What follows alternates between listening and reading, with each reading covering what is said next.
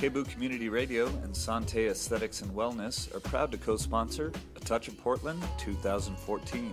The event takes place Sunday, September 7th, and is a great way to detox after a long summer. Whether you're getting back from Labor Day weekend or decompressing from the burn, this is a great way to stay healthy through dance, foods, and multiple healing modalities.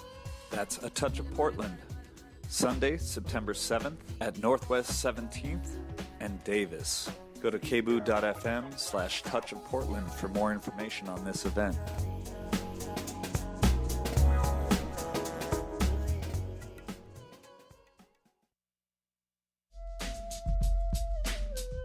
KBOO Community Radio is proud to co-sponsor The Willamette Speaks, Stories of the Lower Willamette River on Saturday, August 23rd, 6:30 to 8:30 p.m.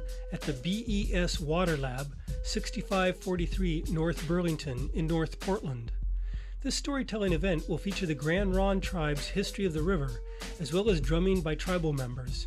Raconteur Roger Wendlick will offer a description of Lewis and Clark's first impressions of the Lower Willamette, and Sean Morgan will describe experiences living aboard a sailboat at Willamette Cove. The Willamette River Superfund Community Advisory will be on hand to offer updates, information, and opportunities for community feedback. Again, that's The Willamette Speaks, Stories of the Lower Willamette River, Saturday, August 23rd, 6:30 to 8:30 p.m. at the BES Water Lab. More information can be found at kboo.fm on the right side of the homepage under Community Events.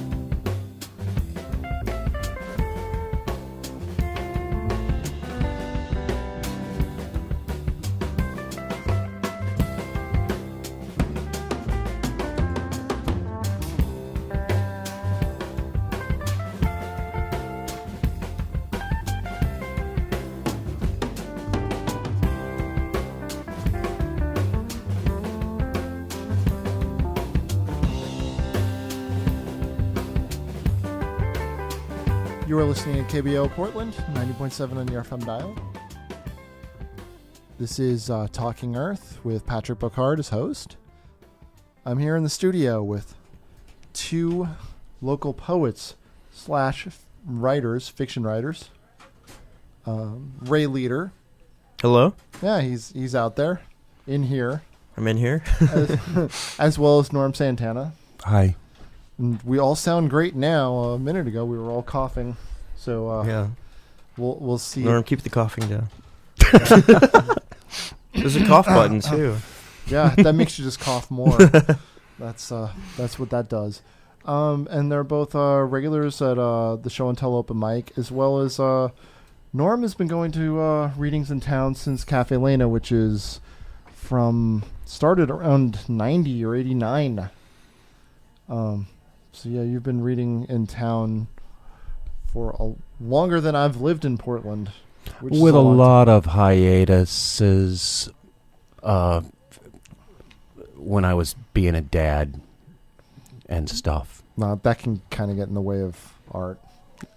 It shouldn't, but it did. Yeah, I can understand. And then, Ray has been... you generally just write fiction, though, don't you, Ray? Yeah, I don't really... I've written a poem here and there, but yeah, just short stories mainly is my thing. I've written a couple novels, but I just really want to concentrate on short stories. Oh, novels, that's amazing to me. I'm just kind of a natural poetry writer, so...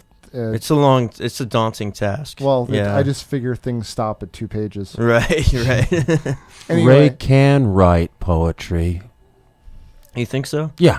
Okay. Yes. All right, I'll believe you. So I'm just going to get out of the way now because I also have a sore throat. So I'm going to let Ray, are you going to read your piece first? Yeah, I'm ready. I think I'm going to do my thing, and Norm's going to do his thing. So, okay, yeah, cool. All right, so out there, enjoy. Okay. Hello, Portland. This story's called Time and Time Again. We stumbled through the doorway. We were wasted. We had gone to see Johnny Turd III in the Flushes. We stayed in the stuffy club until they closed and kicked us out. Now we were both hot, sweaty, and wasted. Strato immediately took her shirt off, bra too. I shrugged my shirt off as well. We took off our shoes and socks too, so only her plaid pants were left on. I fell into a chair, reclining, rubbing my hot, sweaty hair. I stared at Straddle's tits, wondering what to do next. Don't get the wrong idea. Straddle's tits had no effect on my groin, but they did help me think, I must admit. I darted my eyes around the apartment. I kept it all white. That helped me think, too. White couch, white walls, white TV, white stereo, white speakers, all white. This bothered some people, but it did help me think, I must admit. I decided on a shot of whiskey, something to keep me awake, keep me lucid. Johnny Turd wore me out. I gave him a crapload of high fives, jumped around like crazy, knocked over stupid girls. We got our money's worth. There's a festival this weekend, Straddle said, rubbing her nipple and looking at the local magazine. I watched her mindlessly. She read off the bands. Too Fast for Love, Love Itch, Love Stink, Stinky Love, Doctor Strange Love. All her favorite bands, a love festival, I guess. When does it start, I asked, wondering about the different kinds of nipples in the world. This afternoon? Love fuck. No, they canceled. Shit fuck. We would have to stay awake. There was no question as to whether sleep would be had. We just need a little help from our little white pill friends. We searched the medicine cabinet, nothing in there, except Mr. Short's anti-diarrhea stuff. Never knew he had a problem, couldn't stop shitting his shorts, I guess. He was my roommate. We called him Mr. Shorts because he wore those tighty-whitey underwear all the time with nothing else. Mr. Shorts and I didn't speak much. After I turned everything white, he became unhappy. He just laid in his underwear listening to suicidal country music. We didn't have much in common. When I had friends over, we took drugs and listened to loud rock music while shouting, Mr. Shorts! Like a bunch of assholes. Mr. Shorts didn't know his name was Mr. Shorts. It was our stupid little joke. Who wants to listen to a bunch of drunk assholes shout, Mr. Shorts! All night? Last time I talked to him, he had blood on his underwear. I asked him about it. He didn't answer. Later, his girlfriend told me that she tried to stuff a dildo up his butt, but it didn't take. He stopped talking to me after I brought that up. Things grew worse between us when I tried to get a quick jack-off in my room with the door open. He shuffled past and saw me with dick in hand. The gap of estrangement had widened even further. Strato and I found drugs in the attic. Not really an attic, just a crawl space above my closet, the perfect place to store your unmentionables. There was insulation to hide everything under, but the landlord knew. Once a month, they would mysteriously have to do work in the crawl space. They'd tear everything out when I wasn't home and then leave a note. Had to do work. Luckily, I had everything hid Hollywood style. I'd seen all the movies, knew all the tricks. It helped that my ex-girlfriend's panties were up there. That's where she stored them for some unholy reason. When she got pissed off and moved all her stuff out, she left them up there. Fuck if I know why. I'm sure the repairman appreciated it. We put on a song by the Love Dongs called I Need Some Speed, Please, and took the drugs. I didn't know what they were, but I knew they'd wake us up. The pills had a side effect, though. They made me want to stroke myself into oblivion. When Straddle left the room, I closed the closet door and began. She came back a jiffy later and knocked. "What are you doing?" "Nothing," I grunted, gasped, almost sweating again with my plaid pants around my ankles. She stormed off. I felt foolish, but I had to do something. Next, her tits would have started looking good, making me like a plane crash victim turned cannibal, desperate. I left my mess in the closet, hoping it would evaporate, and went into the other room. Straddle had gritted teeth. Her hair looked thinner as sweat dripped off her chin onto her tits. She was playing Clown Smash, this old video game where you're a clown with a mallet and you have to smash these little mice before they eat the cheese. "Can I play?" I said. "No," she growled, "you take too long." I became afraid. Speed fear gripped me. I just stood there sweating, watching her, not knowing what to do. So I called my friend Beanbag Head. When speeding in an unbearable situation, I'd call him for help. "Hello?" A sweet, sleepy voice answered. It was his mummy. "Hello, Mrs. Beanbag Head?" Her voice softened a bit. "Yes, you want to talk to Beanbag Head?" I was the only one who called her Mrs. Beanbag Head. She liked it. She liked me, so it was okay to call at such an early hour, or late, depending on your point of view. "I think he's sleeping. Hold on." "Hello?" A dreamy, creepy voice answered. "There's a concert this weekend and you're coming with. We're going to pick you up. Be ready. If not, we'll chain your bed to the car and drag you along." He laughed like a sleepy dragon. I hung up. A sound stopped me. Was that a chainsaw in the background, I wonder? Must be the drugs. "Come on, woman, we need some food," I said to Straddle. No response. I stood in front of the TV. She kept playing. I tugged on the controller. She had an impossible tight, sweaty grip on it, wouldn't let go. I rubbed her sweaty back. "Come on, Straddle, let's get some food in your belly," I said like a nice boy. She responded, released the controller. I got her into the car. She grew restless, started slapping the seats. I rubbed her tit. "Straddle, calm down, I'll put some music on." She stared at the tape deck ferociously. I lunged at the glove box, stocking tapes everywhere. I snatched one up, anyone, and jammed it into the deck. It was Pavarotti. My mistake. Straddle screamed. I panicked, grabbed another tape, any tape. It was rock soft, heavy British rock. Straddle slapped the seats again, but she was content. We motored off, heavy British bass lines bouncing off our ears. I tried to light a joint. Straddle knocked it out the window, so much for calming her down. We pulled up to Jumpin' Jesus. It was really called Hop to It, but we liked Jumpin' Jesus better. We walked across the parking lot. Little pebbles and gravel were hard on our feet. I never could handle walking barefoot. I was such a pussy. We went inside. A trashy asshole wearing a cap looked at us. He seemed eager. "What the fuck are you looking at, asshole?" I thought. Then I looked at Straddle. Shit. We forgot to put our shirts back on. Damn pills. Last time I take those fuckers. Yeah, right. I didn't want to startle Straddle, so I leaned down and whispered, "I left something in the car." "Okay," she said mindlessly, obediently following me to the car like a little girl. Thank God, if she wanted to wait inside Jumpin' Jesus, there had been trouble for sure. When we got to the car, I gave her a Captain Crunch shirt. I ordered it through the mail. I'd always wanted one. "Oh my God," Straddle shrieked, grabbing her tits. I put on a t-shirt with a decal of a long-haired dumbass on it. Underneath him it said, "Drop a load." My friend got it for me. It was stupid. Nothing to say about naked tits in a public place. Just put my arm around Straddle and said, "Let's get some food, Straddle," like a good friend. We didn't put shoes on. I don't know why. We just didn't. We re-entered the restaurant like a burning spacecraft entering the Earth's atmosphere, hoping to hit water at least. The trashy asshole wearing a cap seemed disappointed that Straddle put a shirt on. Captain Crunch smiled at him like, "Ha ha." Our waitress was nice, though a little trashy herself, but who's judging anyway? I ordered blueberry pancakes before we even sat down. I was such an asshole. Apology to servers of the world, 50 lashes for me. Straddle ordered mashed potatoes. God, that girl loved mashed potatoes. Gobbled them up like a brat with a chocolate bunny. I loved to watch her do it, too. We started talking about the bands we were going to see.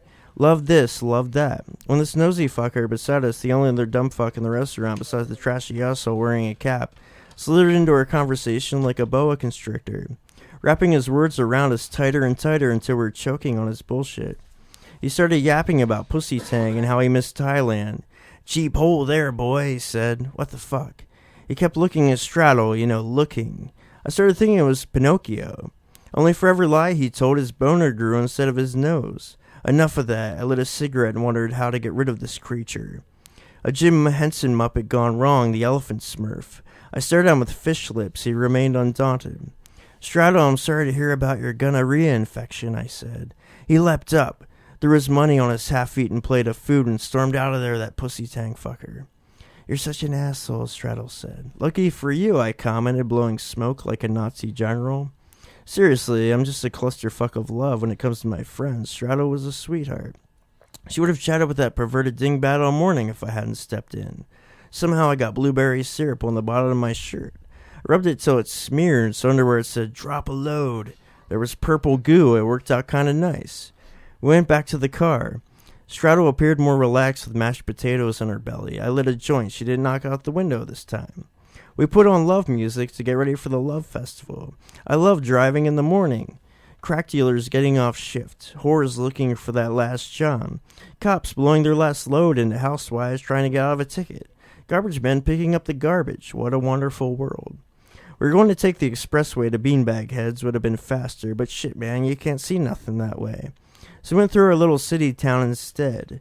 Saw the sun peeking at the world through a lazy eye, scratching its belly, going, time to get up, goddammit. The stupid little strip malls were still dim, waiting for little old ladies to come and shop, consume waste, and come back for more. The trees lining the road were nice. When I was a kid, I would imagine myself hopping from tree to tree, keeping up with my parents' car, gliding along power lines like a ninja until I landed on Mr. Big's car, where I'd punch a hole in the roof and choke him to death. I was such a nice boy, always wanting to do the right thing. We pulled up to Beanbag Heads, parked under his big oak tree. I contemplated my evaporated childhood while swearing that I was seeing a big monkey climbing down the side of Beanbag Head's house. I looked harder. I tapped Straddle on the leg. She glanced over. Speed-induced paranoia flushed to her features. The monkey's eyes were glowing. What a relief. Real monkey's eyes don't glow. I ran up to the car, hoo-hooing like a gorilla, dancing around like 2001 Space Odyssey, randomly slapping at and hesitantly touching the car. Get in, you fucking ape, I demanded. He got in the back seat, started bouncing around. Smoke this, you fucking ape, I demanded again, handing him the joint. He smoked it, exhaust coming out of his ears and eye sockets. I'm freaked out, Straddle said. Don't worry, baby, we'll be at the concert before you can spread your legs, I told her, only joking, of course. Asshole. The gorilla laughed like a hyena and took his head off, but it was only Beanbag Head in a mask. I started the car and revved the engine. It's the Indy 500. Gentlemen, start your engines. Blah, blah, blah. I threw it into gear and lunged into traffic like King Kong. Cut off some dumb fuck on his way to wherever. I could hear him bitching. Work, coffee all over the crotch, goddamn son of a bitch. Where's the concert, I asked. Asshole, it's in New York City. New York City? We have to get on the expressway. I cut off 50 people. Maybe you shouldn't be driving, Straddle commented. Probably right on that. You shouldn't let people drive until they're 40, perhaps never for some of us. Don't worry, once we get out in the open road, there will be room to maneuver, I said. They seemed worried. We stopped for supplies, maps, snacks, cookies, beer, and t-shirts for some reason. I let my friends go on ahead. I wanted a quick jack-off. I stepped into the honey bucket, the outdoor potty, I undid my fly and went to work. Try not to think about all the nasty around me, just a quick stroke, a little fantasy, and relief. I wish God had made a little button you could push to make the jizz come out an emergency hatch like peeing. The door ripped open. I thought I had locked it. Apparently not. Old men stared at me like dumb fucks. Sorry, young feller, one of them said. Didn't see you go in there. What the fuck? I zipped up and walked out. Now go ahead and finish up. I'll wait. I'm done. Thank you, young feller, he said, closing the door behind him.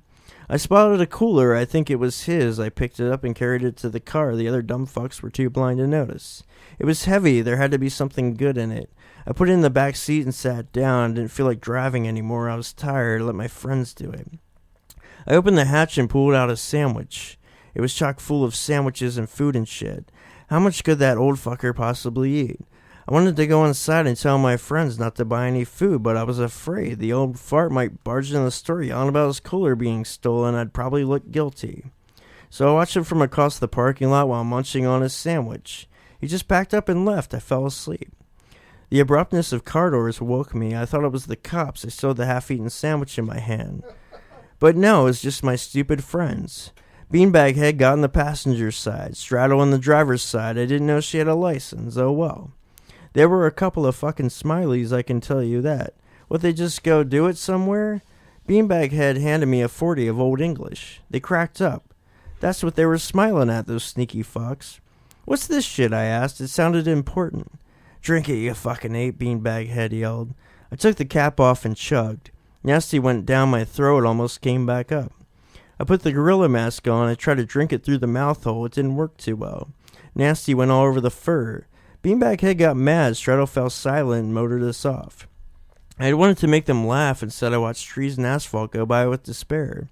I watched people driving their cars, businessmen on cell phones, blind old ladies speaking over steering wheels, moms and dads with carfuls of kids, hot tramps to distract you from the road, all unsafe. I dozed.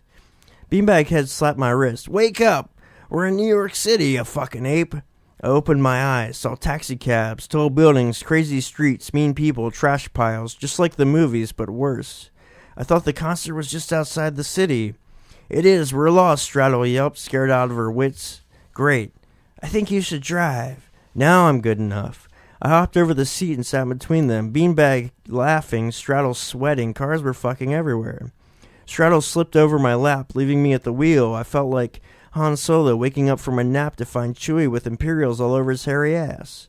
I know how to handle these bastards, I said. I reached in the cooler and grabbed a handful of sandwiches, threw them at car hoods. People yelled and flipped us off. But that's why they live there. They like that kind of thing. They're a bunch of fucking apes.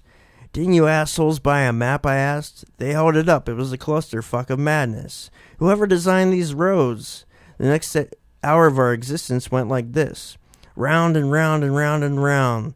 The roads looked like octopi twisting themselves into a knot. What the fuck? On-ramp, off-ramp, on-ramp, off-ramp. New York, New Jersey, New York, New Jersey. It's the same fucking place. I have no idea how we got there, other than maybe God lent us a metaphysical hand, signaled his trumpeteers to blow navigational notes into our lost ears so that we could find the way. I only remember kill, fuck, lost, where, and then pulling into the concert parking lot. How'd we get there? No fucking clue. Praise the Lord, Beanbag Head proclaimed, spilling beer all over the car. I didn't care, just tired of driving. I slouched in the back seat. Straddle aired out her tits. We stumbled to the car. We were wasted. We went and saw a lot of bands. Stayed until they kicked us out. Now we were all hot and sweaty and wasted. Straddle immediately took her shirt off. Bra too. Beanbag Head and I shrugged our shirts off as well. We took off our shoes and socks too, so only our plaid pants were left on.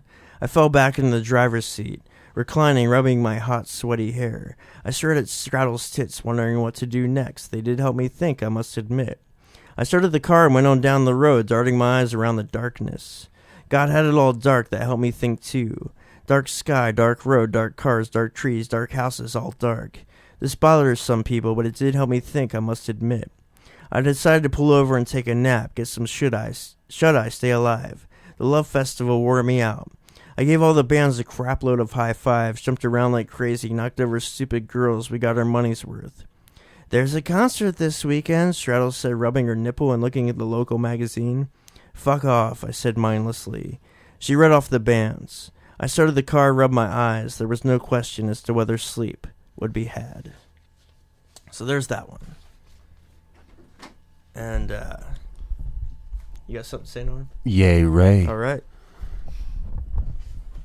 Thank you. That was deep. Bukowski goes to a concert in New York.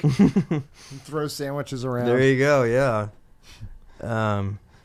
Yeah, I'll throw sandwiches, and I'd like to say hello to my friends listening. You guys are awesome, and anybody wants to come down to Morrison Hotel and have a drink after the show, come on down. Okay, so this is hiking in the snow. Do you think it's a good time of the year to go hiking? I asked my buddy Shags. Yeah, why not? All right, cool. Next week? Next week, yeah, cool. It became next week. Supposed to snow, Shags said. Shit, we still going? He thought about it. Yeah, fuck, why not? Fuck, let's go. Yeah. Other people wanted to go, but they had reservations the night before. What if it snows? Blah, blah, blah, they whined. Well, I'm still going, I said. Why? 'Cause I'm fucking crazy, I said. They all laughed. Well, let's meet up here at 10 a.m., Shag said, meaning the machine shop we worked at. All right, I said. The other was like, well, blah, blah, blah. Yeah, whatever. I worked the night before. I got off at 6 a.m. Yeah, people work at night. Most people don't seem to understand this, even though it's been going on for millions of years. People fucking work at night. My friend Clara texted me. Called her that because she looked like she could have been one of those dads. She was a beautiful girl. Want to meet up on your break? She texted. Yeah, cool, I texted back. I ran around the machine shop. I was the night manager. I had a good crew. There was Blinky, Marcia, Angel, Guns, and Jams. These were their real names, I swear. Blinky, I'm stepping out for lunch, I said. Cool, he said. Keep these motherfuckers under control. Cool. He didn't seem to hear or understand what I said, but whatever, I left. I met Clara at Aces High. It was where cool people went when they were high, duh. Clara ordered a whiskey 7, whiskey and 7-Up, duh. I ordered a coffee. Just coffee? The bartender asked. I'm working, man. Duh, dude. So what's up, Clara asked. Going hiking tomorrow morning. What the fuck? It's going to snow, dude. Nah, not in Portland. It's Snowmageddon. It's coming, brother. No. Does sound kind of cool hiking in the snow, doesn't it? Yeah, you're a genius, actually. I know. All right, I'll go. Cool. So yeah, I got off at 6 and hiking was at 10. I had 4 hours to kill. I did the math for you. I got back to the shop. Blinky, I have 4 hours to kill after work. Let's get piss-ass drunk and go hiking in the snow. We'll cut our foreheads open and break our legs. It'll be awesome. Maybe. How can you turn down an offer like that? Tired, you're a pussy. 6 o'clock rolled around, the snow started falling. Fuck, I said. I went and got coffee. Star Motherfuckers was the only place open. In fact, that's their slogan. We're the only place open, ha ha ha. There were a bunch of bums in there. They stunk. They smelled like soggy water, soggy shit water. I got out my book about mathematicians. This younger bum chick said, Mathematicians, I've heard of them. Oh? Yeah, there was this guy that ended with this grid or something and then blah, blah, blah. Do you have a cigarette? I ignored her. I read until 7. That's when the bar opened. Yes, bars open at 7 a.m. for real. I walked down the street smoking a cigarette. Pall Malls, I loved them. I felt sad all of a sudden. I pulled out my phone and texted my ex. Miss you, I texted. Miss you too, but we can't be together, she texted back. Oh yeah, I put my phone away, lit a new cigarette off the current one, didn't see how people smoke so much. I've been smoking way out of my range, a pack a day, and I felt like shit. Couldn't imagine 3 packs a day, goddamn. I got to the bar. It was next to a place that sold sports cars. I made loud engine revving sounds like an idiot and went in. To the bar, that is. The door creaked like the crypt keeper lived there. You son of a bitch, the old bartender yelled at me. Couldn't remember her name, thought my ex was in there for a minute, though. How the hell are you, she asked. I'm cool, I said. I didn't feel like talking. I sat down but got right back up because I had to take a piss. I went to the bathroom. It smelled like rotting flesh. It was grotesque. That mixed with old man nasty, stanky, stale beer piss. Like old men had pissed all over the walls, ceiling, floor, mirrors, door, urinals, toilets, condom machine. I held my breath while I pissed. It was grody, fucking nasty, disgusting. I came back out and exhaled sharply, sat back down at the bar. The bartender poured me a Chappie's. It was a gross beer, but whatever. The news was on. Blizzard, blizzard, blizzard, they said. But they were only talking about the outskirts of Portland where no one I cared about lived anyway. Downtown didn't get hit that bad. It was clear roads.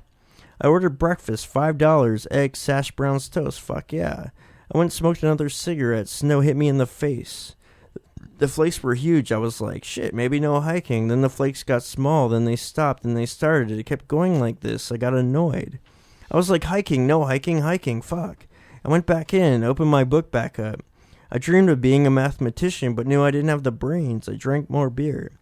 What are your plans for today? The bartender asked. Hiking, I laughed. Fuck, go for it, she said. I like this lady. I finished up at that bar and headed over to the 2-Bits. This was a real shithole. They opened at 7 as well, though, God bless them. When I went in, the jukebox was playing sad 70s classics, just what I needed. People who sing songs about love who don't know shit about it. Perfect, loved it, go for it. I had to piss again. I went into the bathroom there. Same stench as the other place, but worse. Someone had smeared shit on the wall. It looked like a design. It was weird shit, man. I came back out and ordered another Chappie's. The bartender asked how I was doing, a really nice lady. She smiled. She pointed up to the TV.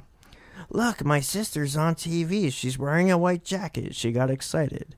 I smiled. Cool, look at her. Everyone at the bar started talking about it. We had a good time. The news had been broadcasting in front of her house. She lived in an area that got in a good amount of snow.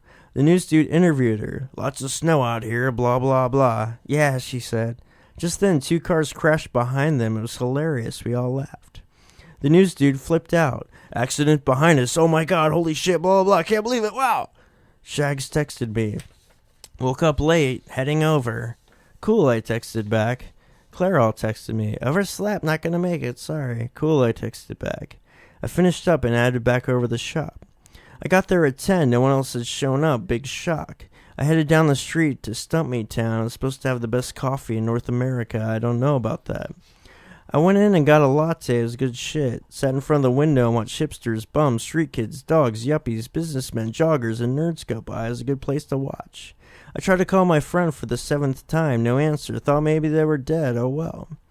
Got my book back out, read. Soon after, here came Shags walking down the street. He looked like a Grateful Deadhead that had robbed REI. REI jacket, hood, pants, shoes. This mofo was ready for some motherfucking hiking, dude. He came in and ordered a coffee. This crazy guy came up and started talking about a bird. He said it sat on top of a tire. Yeah, I said. I mean, what else can you say? Shags and I bullshitted for a while and decided to head over to Stupors, the oldest bar in Portland. It was where gangsters and businessmen and people who wore suits ate. We went in. They had a nice shiny old bar and a big old cash register, and the guys who worked there said, "Sir, way too much." I had to take a piss again. Might as well take one in the oldest bar in Portland. An old man stood in the bathroom, crowded into a urinal. When I walked closer, he crowded himself in there more. Why do people do this? I'm not gonna look like your wee-wee, dude. This is kindergarten shit. Seriously, who cares? Don't flatter yourself. These people are fucked up. Serious issues, man. I picked my nose in front of him just to piss him off and disgust him, the dumb fuck. I came back out and Shags and I ordered Spanish coffees. Really good, nice, fancy ones. The bartender got all clairvoyant about it. He moved his wrists and arms all weird like a magician and poured all tall and crazy. Over the top shit, but it was cool. Shags and I talked about women, work, men, living spaces, drugs, parents, music, pets, possibilities, everything. After that I was tired, I went home. We never did go hiking in the snow. Snowmageddon. Snowmageddon, brother. Yeah. There are a couple of phrases. I'm still trying to remember the ones from the first story. There were like a bunch of like that kind of just flowed by, but yeah, Snowmageddon. So our next reader is Norm Santana, and I'm just gonna, if you want to just keep going, or start, Norm. Okay. Interrupt you right away. Thank you. First of all, I want to say hi to Jasmine, hi to Chance, hi to Anya, hi to Janet, hi to Terry, and hi. Hi. Hello. Hi, Ray. Ray's funny. I like Ray. He's not as sick and twisted as he sounds. That's true. But maybe he is. Maybe. I don't know. That's my girlfriend's. Girlfriends. Ex-girlfriends? All of them. All of them ex. That's right.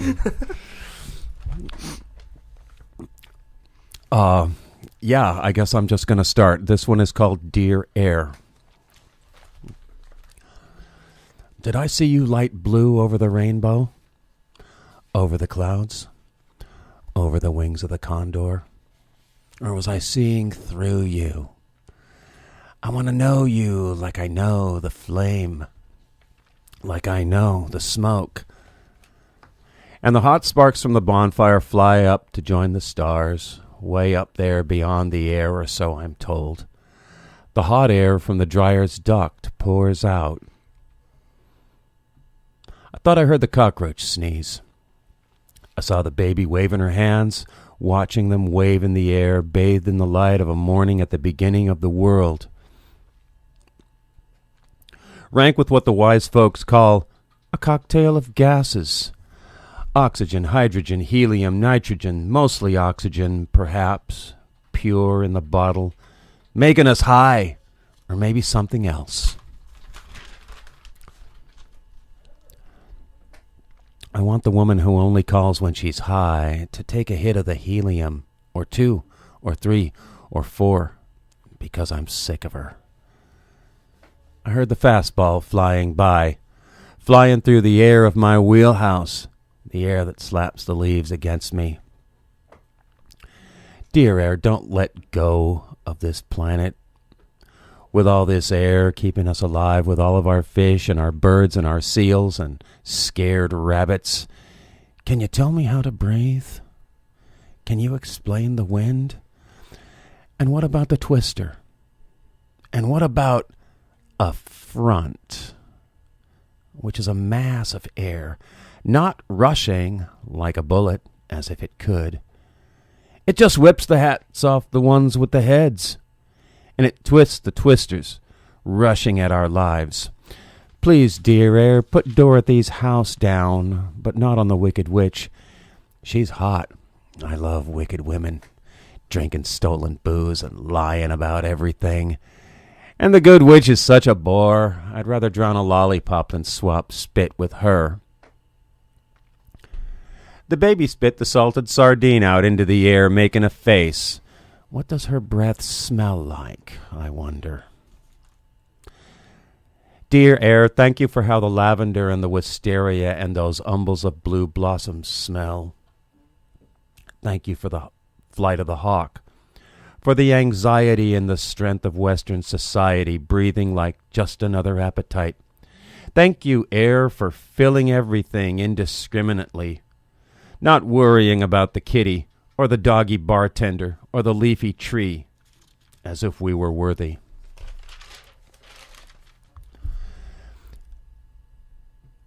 Thank you, air, for carrying all my favorite songs to me. It's really an air guitar, looking for hell, looking inside for sadness and for joy and for day and for night and for love and for love and for love and for only love, just because I'm a normal person and I can be killed with a sword and the air turns my blood red. Nice. Hey, Norm, do you want the headphones? Would that be easier for you? You can hear what you're doing? Would it? Yeah, it does make it easier. I didn't think about it until you started reading. But... Okay, I'm putting the headphones on. All right. I don't know if the air will allow that since it's so angry. There's like a Dan Raphael poem about, a word from your atmosphere, and it's like at the end of it, it's like, like it's all threats, and at the end, it's like, if you don't do it, well, when you try to open your mouth, nothing's going down. I don't know. Wow, that does sound kind of cool. Yeah. I like that. You probably would. Yeah, you would like. I mean, you've heard his stuff, right, Norm? Sorry to interrupt. I don't remember. Maybe. Well, if you ever get a chance to hear him read. Yeah, I should. If you ever get a chance. There's so many poets. So many poets. I'm sure that I don't have nearly enough life left to read as many as all the poets. Come on, Norm, you're a young man. What are you talking about? But, yeah, young, right. You have a lot of life. I'm young compared to a vampire that's 2.5 centuries old. True. This next one's called The Sorcerer's Apprentice. It's relatively new, which is another way of saying it's not finished. I drank the Kool-Aid and I was taken back to my age of astonishment, where Mom and Dad were giants, perpetually astonishing me with what they did. They opened doors. They opened windows. They made popcorn. They handed me the phone, and it was Grandma in Australia. After Grandma told me all about swimming in the ocean, she said, no, it's not like a pool. It's more like the sky. My eyes were popping out of my head all the time at each new magic trick the world pulled, and my Mom and Dad explained everything, how it's all done under the sun. The moon and the stars and the trees and the flowers and the birds and the guy on the TV called the president. And the cartoon guy who likes spinach. And how the TV did that and showed the world through the air, through the wires, the glass-faced box with the buttons I could turn and make do what it did at my command. And in the middle of the room, my sister. She had a tutu on her head and a stick. Mom said that it was a magic wand. And no, magic isn't real. Not in the way we think of it. I didn't know what to think about that. Yes, the president was dead, like the deer hanging in the garage. Riding in the convertible would never be the same again. My dad looked at me like a broken-hearted sage. He said he didn't know why people did stuff like that. But yeah, son, I'm afraid it happens. Just like that. And yes, it's true.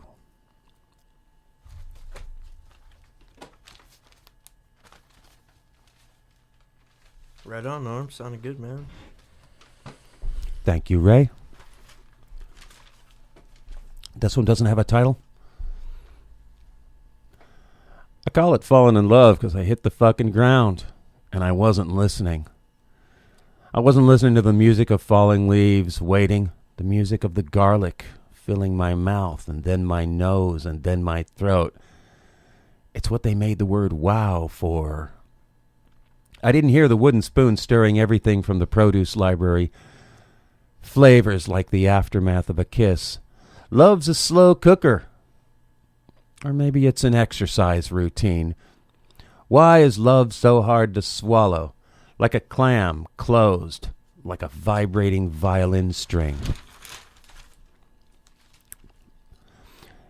Is that why we cover each other's mouths? Is that why you chewed off my fingernails and my toenails? Why you bit my chin? As we make a duvet out of our arms, we order fruity drinks. Mine is the great ships in the night. And yours is the screw against the wall. If I had a chorus, they would yell, "Don't stop, don't stop, don't stop," or "Take me home." I can't. My bed smells like a dirty sock, and all my porn is laying around. Slit the throat of the goat, and I'll suck the blood off your belly. And your cries will echo like it was yesterday or something better. Ancient like a bear or a tiger. Ancient like a question that every love begins with. Scarier than a handful of sand on tomorrow's Valentine. The Valentine with the word fuck written on it. The music of my unrelenting obsessions. Next time they try to chop off your hand for stealing, tell them you're not a criminal. You're a survivor. And besides, you're in love. Say to them, I don't need him, but I have to tell him that. Tell them the notes of the song are only a part of the song. Tell them the spray can is for turning me golden. Tell them the gun is just there for love, and it's warm because it's so close to your heart. Ta-da! Hell yeah, I like that. I never know how to end a poem during a reading. I don't know, like, if I should, like, turn my back. Oh, you mean what to do after? I like that. It looks like you're a magician. When it's over, when you've said the last word, like, do you just stand there looking at everybody, raising your eyebrows, or do you, or do you air clap in front of you, or you should bow. Maybe I'll Bowing might work. Maybe I'll get a bell. Oh, you could have a timer go off. But that could cause problems. Maybe a gun with blanks in it that you just shoot off. I don't want to have anything that looks like a gun. Yes. Ever, anywhere. Anyway, okay. From now on, I'm going to go ding, ding, ding, ding, ding, ding, ding, ding, ding, ding when it's over. I like the ta-da, though. Okay, so do you have another one then? I do. Why? Okay. Well, we have plenty of time. Yeah, that's what I thought. Okay, here it's called. This one's called When Did It Hit Me? One particularly bad day, I stood on my bed of stolen sofa cushions and read the one about the popsicle thief in the south side of Chicago, by way of Gary, Indiana. about how it's never enough to be phenomenal. It's never enough to be amazing. Grow another asshole. It won't be enough. Sleep with a Bowie knife and a shotgun. It won't be enough. Later on, after the third time the shit hit the fan, I read the one where I was the king of the homeless poets. I could write a poem that would make him want you. I could write a poem that would make him want you like life itself. I could write a god giving you head on a rainbow in the clouds. I would write a big and ugly vibrator turning you inside out. All the navel-gazing fuck-ups slide me their last $5 for me to write their legacies. They're way out of the meaninglessness. Write their very lives down for them to hear, and they'll say, yeah, man, that's it. That's what it's like, exactly. That's my pathetic life. And they'll get me drunk, and they'll say, go ahead, fuck my girlfriend. Kidnap my dog. Take my cat, please. She's a whore. Then I jumped up on my coffee table. It's a slab of limestone 1.5 inches thick, 3 feet by 6 feet on 4 blocks of granite. I kicked all the big fat picture books off of it. The photographer of aspen thickets and avalanche shoots. The painter of cow skulls and bell peppers. The one who spent his whole life trying to paint music? In other words, books by bullshit con artists, every one of them. I became a larger-than-life superstar, badder than the linebacker in the wheelchair, and he gets around. And he can rip your stripper girlfriend's boob right off, yes sirree. Try getting in his way, you'll see. From my commanding position in my own little world inside my walls, I became the biggest of the big shops, an original, a master. I read, and what I wrote became a state of mind, no longer mute. The words became food for what I can't explain, became a dancer, became food for the hungry, angry baby, became world-changing, became the holy accident of language. I was a state of mind. I was becoming all the time. I looked up from my notebook, and my bed had not made itself. The poem on my refrigerator was so stupid, I tried to feed it to the cat, and all around me were ghosts, and one of them was my heart. Unsatisfied. Despite it all, I was breaking bread with the dead, sharing what was too weird for books already written, too important for the choice between darkness and light, too funny to be obscene, too loud for the dead, who live only because they're remembered. My drinking buddy who died in '88 said to me, on each new day you can give birth to morning, noon, and night. It's bullshit that there's nothing new under the sun, Norm, and history does not repeat itself. You'll see when your turn comes. My babysitter's drug dealer's ghost said, I am Miss Calypso. I am the doctor of rock stars, and they're all assholes, and you're a fool for wishing you were one of them. When I came to, I looked down, and one of my coffee table books was open to a page with a California angel, an angel raised by his grandmother, an angel who looked up and asked me, who are you, boy? When did you become the little brown baby with big brown eyes? When did you become the little fuck who stole bicycles for gallons of wine? When did you learn to hit a curveball? When did you learn to work like a dog for dog shit? When did you learn to bathe the baby with the big brown eyes? And when did you forget? When did you come to believe that you were alone? When did you stop believing in the dead whose shoulders we are all still standing on? When did you start believing the lies of the Republic of Evil? Yes, your body is a toxic waste dump. Yes, the ambient air quality is more disgusting than the science that quantifies it. But I'm being watched over.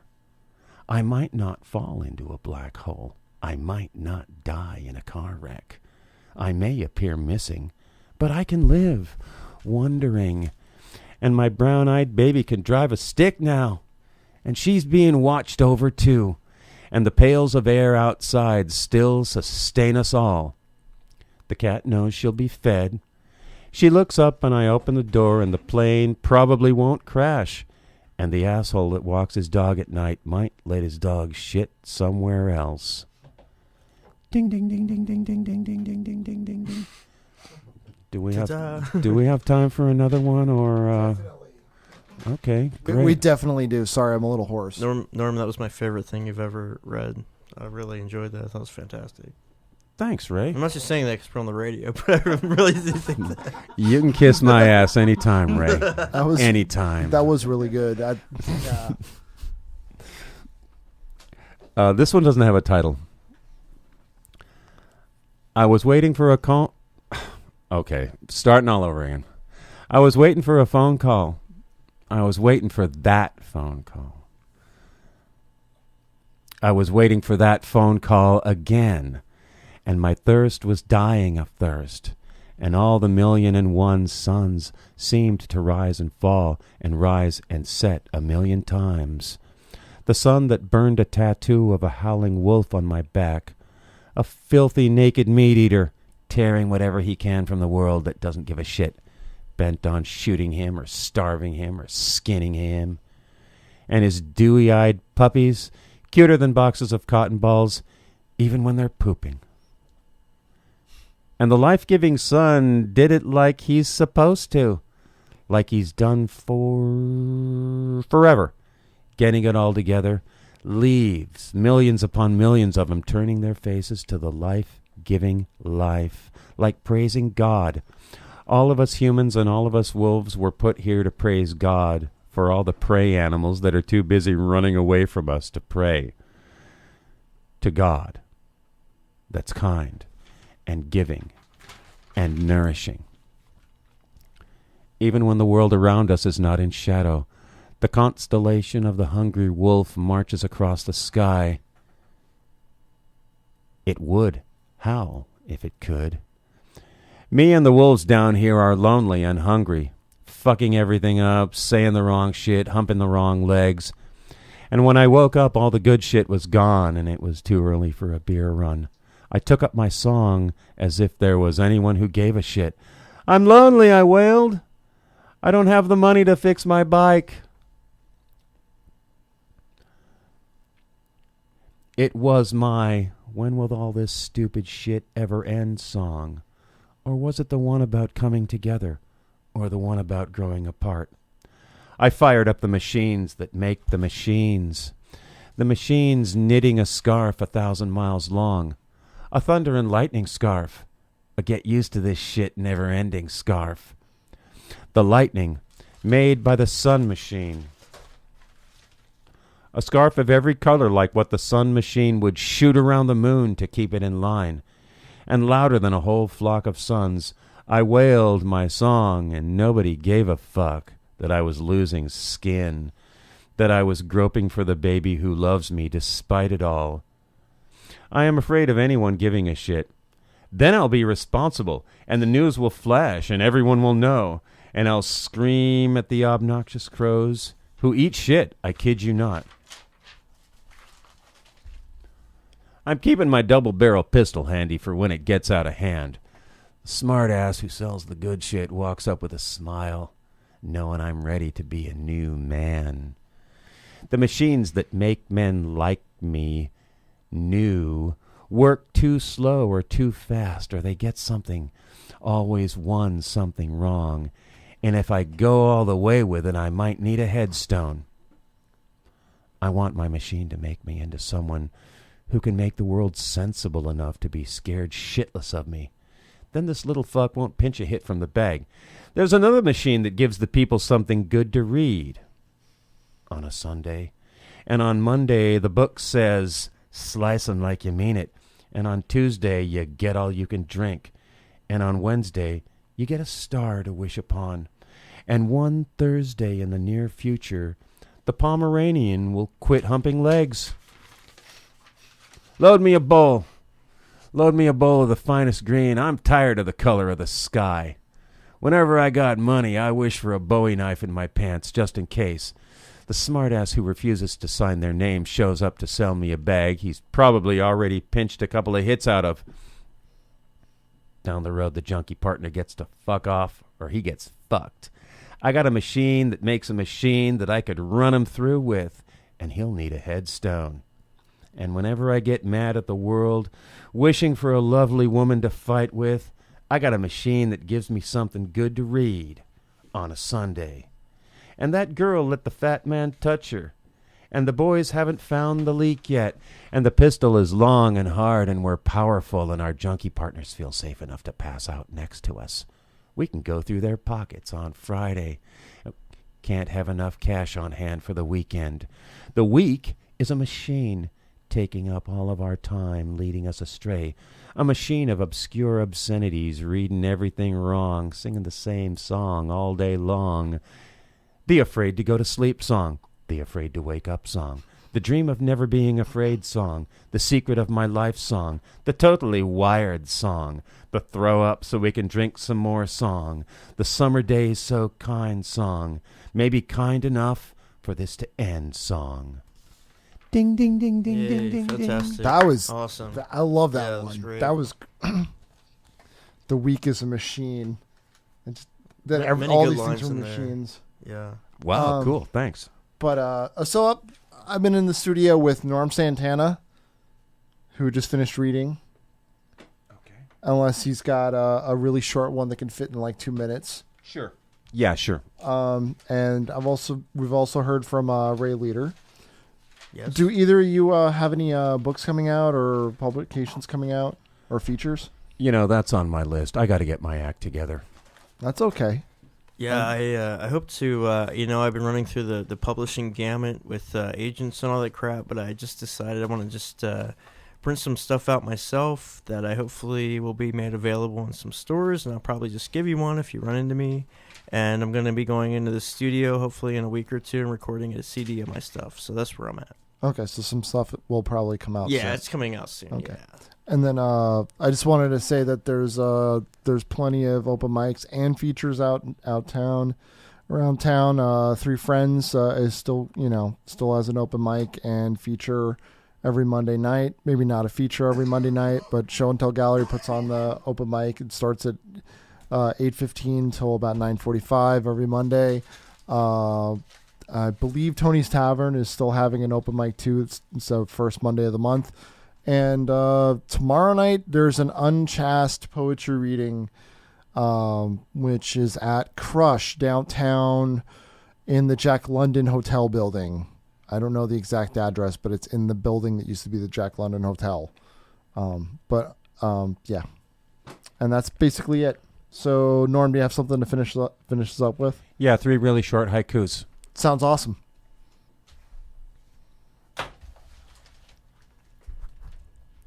Oh my God, today I felt so damn good I forgot to pray.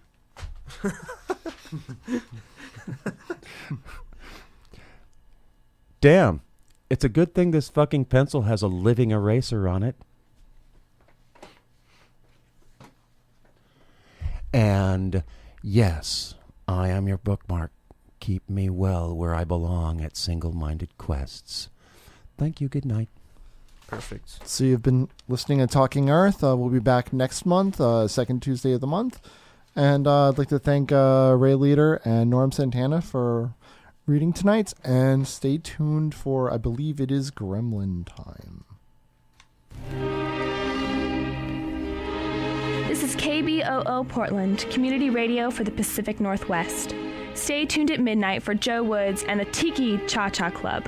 Right now, the following program may contain language and situations not suitable for young audiences. But of course, it's the bedtime